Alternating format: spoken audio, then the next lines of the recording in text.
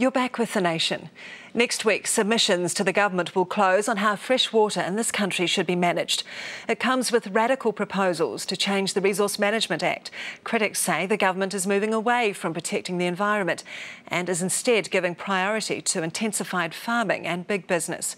A short time ago, I spoke with the Environment Minister, Amy Adams, and I began by asking her who owns fresh water. Yeah, well, the government's made its position very clear on this from the Prime Minister down, which is that our view is that no one owns the water. It's a public resource that the Crown manages on behalf of all New Zealanders. The Supreme Court, though, says Māori rights to water must be clarified. So can you proceed with allocation when that hasn't been clarified yet? Well, I think what we've established through that process, and the process we've been working on over the last 2.5 years, working with the iwi Leaders Group in particular, is that the government absolutely acknowledges that Māori do have rights and interests in fresh water, but they're not a single thing. They're not simply around allocation. They relate to how water decisions are made, the values we manage water for, how we look after the quality of our water. And as we work through the various stages of the reform program, we've made an obligation to ensure that we're addressing the appropriate rights and interests that iwi have in those areas at that time. So at this stage, where we're focusing very much on the governance and the decision-making framework around quality and quantity, it's important to us that the views of iwi and Māori feed into that process and that we do properly reflect the rights and interests they have in that. So would the government go so far as to overturn any ownership right that may be granted by the courts to Māori? Well, I think that's getting well down the track from where we are. So where we are, as I say, is that our position is that no one owns the water. That's been very clearly articulated by the Prime Minister. That's still our position. And if the Supreme Court in the future were to take a different stance, then obviously we'd have to address that at that time. But I think that's a long way down the track. But you couldn't rule out potentially legislating against it. That is an option. Well, I don't think it's helpful to speculate on what might happen in a future court hearing, and obviously those are decisions that the whole government would have to make. But where we stand right now is very clear that in our view no one owns the water. It's a resource for all New Zealanders to use and enjoy.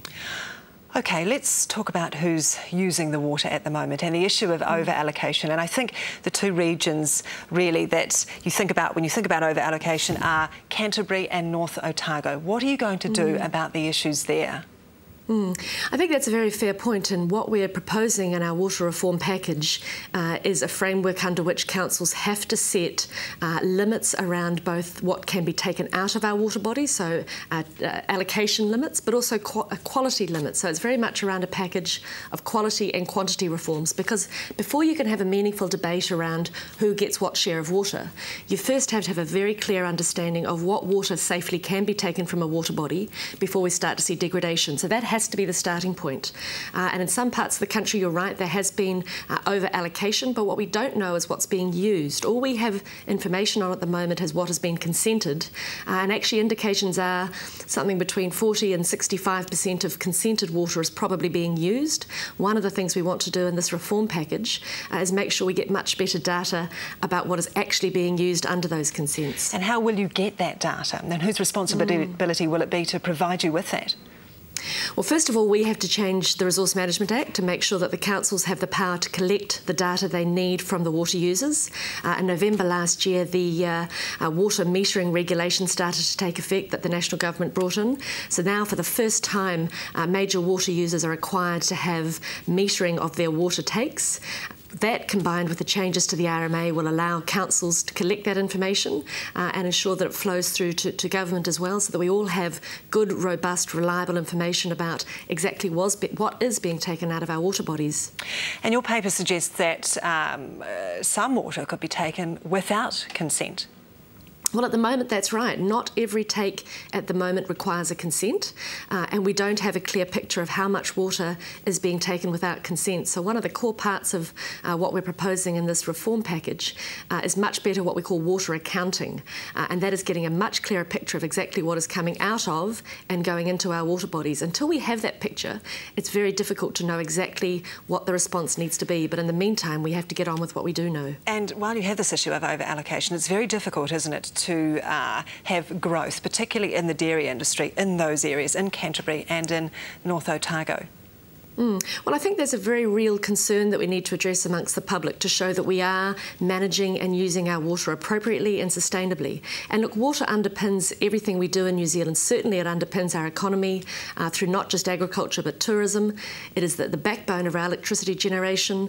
It is key to our Kiwi lifestyle. So we have to get this stuff right. And that means satisfying New Zealanders that where we are using water, it's being done in a way that protects the health of the water bodies and that is sustainable for generations to come. Can you foresee then more growth in dairying in those regions, in Canterbury and North Otago? Well, I think the point has to be what water is available for allocation. Is there additional water that can be used in those areas? Or is it a question of using the water that's already being taken much more efficiently? And I think there are big efficiency gains we can get from just better water use before we even start to talk about more water use.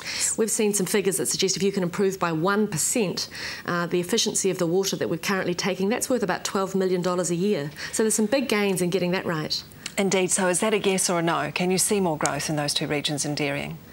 Well, I think that will depend on whether they can establish that growth can be done sustainably within the water quality and quantity limits that will be being set, because that is where we start from. What can our land and our water bodies sustain, and then what can happen within that? So there'll have to be a lot of work around the way we farm, the technology, before we can answer those questions. OK, in the North Island, Hawke's Bay is an area where over-allocation is an issue as well. Do you back the building of the Ruataniwha Dam there? Look, I'm not going to comment on a specific proposal, but what I will say is that I do support much greater use of water storage and harvesting water when it's plentiful and distributing it in a way that we can control and understand, as opposed to what happens far too much, in my view now, which is taking water from the run-of-river at the height of summer when it's under the most demand. I think we do need to move away from that run-of-river, height-of-summer takes and look to store water when it's plentiful and use it in a way that we can understand and predict. Well, when you store water when it's plentiful is when it's raining, and when you use it as in a drought. So that would be, in essence, a dam, Minister. Well, that's right, but you don't necessarily just store from raining. The rivers flow at different flow rates at different times of the year, so if you can harvest when the rivers are in flood and use it when there are times of shortage, that to me makes much better sense than looking to take it all from the rivers at the times of most demand. That said, does it make economic sense to build a dam? When we spoke to Guy Salmon last week, a leading environmentalist, he said often when you build something like an irrigation scheme, it does a big transfer of wealth to farmers, but actually it doesn't trigger any level of economic growth. Well, I'm not sure that's right, and certainly if there's a water irrigation scheme and water storage facilities put in, there would be a considerable capital cost to farmers who wanted to join up to that, and that would be appropriate. They will get the benefit from it, and we can expect that they will have to pay significantly in terms of capital requirements and then also for the delivery of the water to their properties, and that's appropriate.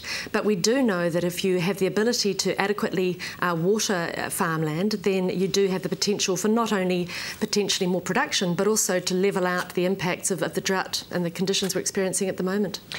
Is a water market, in fact, the fairest way to allocate water? We spoke last year on The Nation to the chair of the Land and Water Forum, Alistair Busy. He said as much. He said that could be the fairest way to allocate water across the country.